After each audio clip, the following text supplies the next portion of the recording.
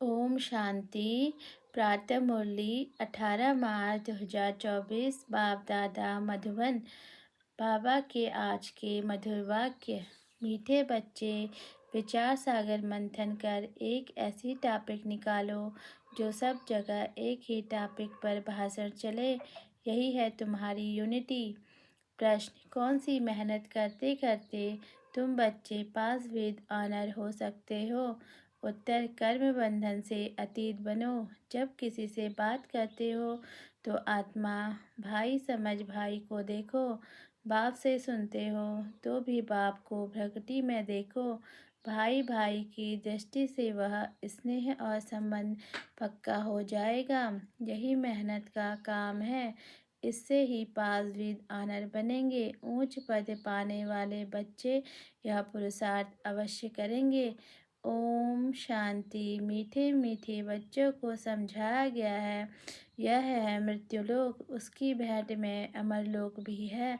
भक्ति मार्ग में दिखाते हैं शंकर ने पार्वती को अमर कथा सुनाई। अब अमरलोक में तो तुम जाते हो। शंकर तो कथा सुनाते नहीं, कथा सुनाने वाला ज्ञान सागर एक ही बाप है। शंकर कोई ज्ञान सागर नहीं जो कथा सुनाएंगे। ऐसी ऐसी बातों पर तुम बच्चों को समझाना है। काल पर जीत कैसे पाई जाती है, यह तो नॉलेज है, वह अमर बनाती है।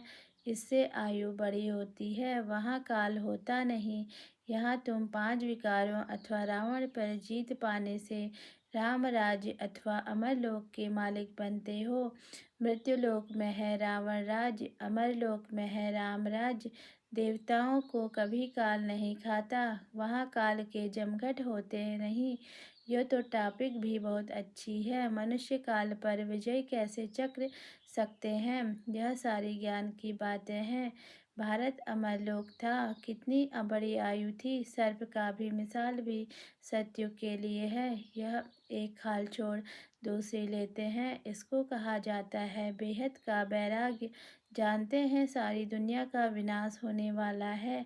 यह पुराना शरीर भी छोड़ना है। यह 84 जन्मों की पुरानी खाल है। अमरलोक में ऐसे नहीं होता। वहाँ फिर समझते हैं अब शरीर बड़ा जड़ जड़ीभूत हो गया है, इसे छोड़ नया शरीर लेंगे। फिर साक्षात्कार भी होता है। समझ को ही साक्षात्कार कहा जाता है। हमारी अब नई खाल तैयार हुई है, पुरानी को अब छोड़ना है। वहाँ भी ऐसे ही होता है। उनको कहा ही जाता है अमरलोक, जहाँ काल आता नहीं। आप ही समय पर शरीर छोड़ देते हैं। कछुए का मिसाल भी यहाँ का है, काम करके फिर अंतर्मुखी हो जाता है। इस समय की मिसाल फिर भक्ति मार्ग में कॉपी करते हैं, परंतु सिर्फ कहने मात्र, समझते कुछ भी नहीं। अभी तुम तो समझते हो। राखी उत्सव, दशहरा, दीपावली, होली आदि सब इस समय के हैं। जो भक्ति मार्ग में चलते हैं तो यह बातें सतयुग में होती नहीं। एक ऐसी टॉपिक लिखो, मनुष्य काल पर जीत कैसे पहन सकते हैं, मृत्युलोक से अमरलोक में कैसे जा सकते हैं। ऐसी बातों पर समझाने के लिए पहले लिखना पड़ता है। जैसे नाटक की स्टोरी लिखते हैं, आज फलाना नाटक, तुम्हारी भी पॉइंट्स की लिस्ट हो। आज इस टॉपिक का समझाया जाएगा, रावण राज्य से दैवी राज्य में कैसे जा सकते हैं। समझानी तो भले एक ही है, परंतु भिन्न भिन्न टॉपिक सुनने से खुशी होगी कि बेहद के बाप से बेहद के का वर्षा कैसे मिलता है, जैसे सन्यासियों का अखबार में पढ़ता है। आज 125वां यज्ञ रचा है, उसमें यह सुनाएंगे। यहाँ तो बाप कहते हैं मैं एक ही बार यज्ञ रचता हूँ जिसमें सारी पूरी दुनिया स्वाह हो जाती है। वह तो बहुत यज्ञ रचते हैं, जुलूस आदि करते हैं। यहाँ तो तुम जानते हो यह रुद्र शिव बाबा का ही एक यज्ञ है जिसमें सारी पुरानी दुनिया स्वाहा हो जाती है, नई दुनिया की स्थापना हो जाती है और तुम जाकर देवता बन जाते हो। यह भी बाप तुमको समझाते हैं। रचिता बाप ही आकर अपना और रचना के आदि मध्य अंत का सारा नॉलेज देते हैं और राजयोग भी सिखाते हैं। सतयुग में हैं ही पवित्र देवी देवता, वह राजाई भी करते हैं, उसको कहा जाता है आदि सनातन देवी देवता धर्म। यह भी टॉपिक रख सकते हो कि आदि सनातन सतयुगी देवी देवता धर्म की स्थापना कैसे हो रही है, विश्व में शांति कैसे स्थापन होती है। आकर समझो, परम पिता परमात्मा के सिवाय विश्व में शांति स्थापन करने की राय और कोई नहीं दे सकते। राय देने वाले को भी प्राइज मिलती है। विश्व में शांति स्थापन करने की प्राइज कैसे और कौन देते हैं, यह भी टॉपिक है। ऐसे विचार सागर मंथन पर का टॉपिक निकालने चाहिए। ऐसा प्रबंध हो जो सब जगह एक ही टॉपिक हो, सबका कनेक्शन रहेगा। ऐसी लिस्ट बनाकर पहले इशारा देना चाहिए, फिर समाचार दिल्ली में आना चाहिए, सबको मालूम पड़ जाए कि सब जगह ऐसा भाषण चला। इसको कहा जाता है यूनिटी। सारी दुनिया में दिस यूनिटी है। राम राज्य का गायन है, शेर गौ इकट्ठा जल पीते हैं। त्रेता में ऐसा गायन है तो सतयुग में क्या नहीं होगा। बाकी शास्त्रों में तो अनेक कथाएं लिख दी हैं।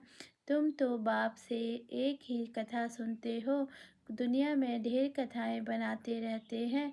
द्वापर से लेकर कलयुग तक जो भी शास्त्र आदि चलते हैं, वहाँ तो वह होते नहीं। भक्ति मार्ग की सब बातें पूरी हो जाती हैं। यहाँ तुम जो कुछ भी देखते हो वह सब है इविल। उनको देखते हुए ना देखो, सुनते हुए ना सुनो। अब जो बाप समझाते हैं वही बुद्धि में रखो।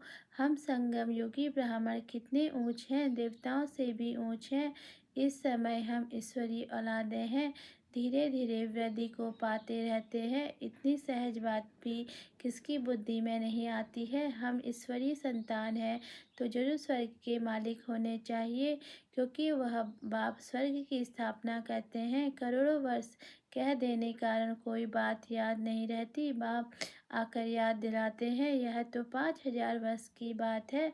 तुम देवी देवता थे, अब तुमको वही बनाते हैं। सम्मुख सुनने से किसकी खुशी और रिफ्रेशमेंट आ जाती है। बच्चे जो सियाने हैं, समझू हैं, उनकी बुद्धि में आता है हमको बाप से वर्षा तो जरूर लेना है। बाप नई दुनिया रचते हैं तो जरूर हम भी नई दुनिया में होने चाहिए। एक बाप के तो सब बच्चे हैं, सबका धर्म, सबके रहने का स्थान, आना जाना सब भिन्न भिन्न प्रकार का है। कैसे जाकर मूल वतन में निवास करते हैं वह भी बुद्धि में है। मूल वतन में सिजरा है, सूक्ष्म वतन में सिजरा नहीं है। वहाँ तो कुछ दिखाते हैं, वह सब साक्षात्कार की बातें हैं। यह सब ड्रामा में नूद है। फिर सूक्ष्म वतन में भी जाते हैं, वहाँ मूवी चलती है। बीच में मूवी का भी ड्रामा बनाया था, फिर टाकी बना है।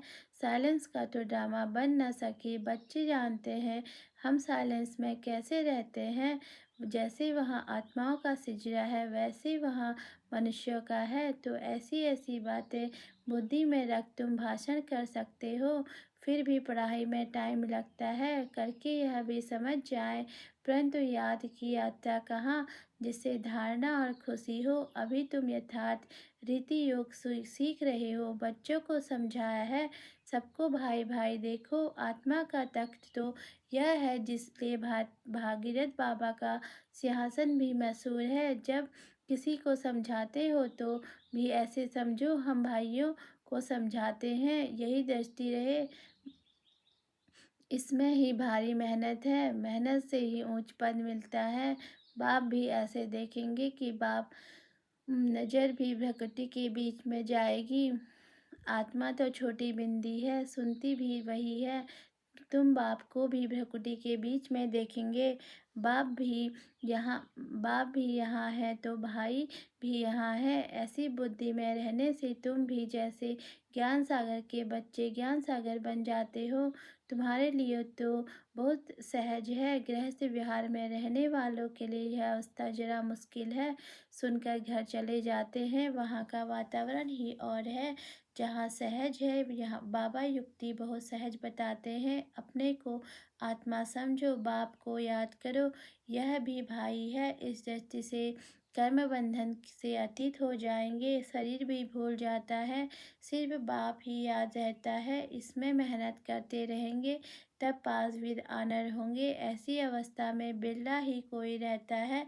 विश्व का मालिक भी वही बनते हैं। 8 रत्नों की माला है ना, तो पुरुषार्थ करना है। ऊंच पद पाने वाले कैसे भी करके पुरुषार्थ जरूर करते होंगे, इसमें दूसरी कुछ भी बातें निकलती नहीं है। भाई भाई की दृष्टि स्नेह और संबंध हो जाता है, दृष्टि वह जम जाती है। इसलिए बाप कहते हैं, तुमको बहुत गुया गुया बातें सुनाता हूँ, इसमें अभ्यास करना मेहनत का काम है। यहाँ भी बैठे हो तो अपने को आत्मा समझो, आत्मा ही सुनती है। सुनने वाली आत्मा को तुम देखते हो। मनुष्य तो कह देते आत्मा निर्लेप है, बाकी क्या शरीर सुनता है, यह तो रांग है। बाप तुमको गुया गुया बातें सुनाते हैं। मेहनत तो बच्चों को करनी है, जो कल्प पहले बने थे वह मेहनत जरूर करेंगे, अपना अनुभव भी सुनाएंगे। ऐसा हम सुनाता हूँ, टेव पड़ गई है, आत्मा को ही सुनाते हैं। मन मनाभव, फिर उनको कहते हैं मन मनाभव, अर्थात बाप को याद करो। यह गुप्त मेहनत है, जैसे पढ़ाई भी एकांत में झाड़ के नीचे जाकर पढ़ते हैं, वह है स्थूल बात। यह तो प्रैक्टिस करने की बात है। दिन प्रतिदिन तुम्हारी यह प्रैक्टिस बढ़ती जाएगी। तुम नई नई बातें सुनते हो ना, जो तुम अभी सुन रहे हो वह फिर नए नए आकर सुनेंगे। कोई कहते हैं हम देरी से आए हैं, अरे तुम तो और ही फर्स्ट क्लास गुया गुया बातें सुनते हो, जो पुरुषार्थ करने से ही ऊंच पद मिलता है। और ही अच्छा, माया तो पिछाड़ी तक छोड़ती नहीं है। माया की लड़ाई चलती रहेगी जब तक तुम जीत पहनो, फिर अनायास ही तुम चले जाएंगे। जो जितना याद करेंगे समझेंगे हम जाते हैं बाप के पास, शरीर छोड़ देते हैं। बाप ने देखा है, ऐसे ब्रह्म में लीन होने का लक्ष्य रखने वाले जब शरीर छोड़ते हैं तो सन्नाटा हो जाता है। बाकी मोक्ष तो कोई पता नहीं, न वापस ही जाते हैं। नाटक में तो सब एक्टर्स चाहिए ना, अंत में सब आ जाते हैं। जब एक भी नहीं रहेगा तब वापस जाएंगे। जो भी मनुष्य मात्र हैं सब चले जाएंगे, बाकी थोड़े बचेंगे। वह कहेंगे सबको पीसी ऑफ किया। इस समय सतयुग की स्थापना हो रही है, कितने करोड़ों मनुष्य हैं, हम सबको भी सी ऑफ कर फिर अपनी राजधानी चले जाएंगे। वो लोग तो करके 40-50 को सियाफ करते होंगे, तुम कितनों को सियाफ करते हो। सभी आत्माएं मच्छरों सदृश चली जाएंगी। शांति धाम तुम आए हो साथ ले जाने।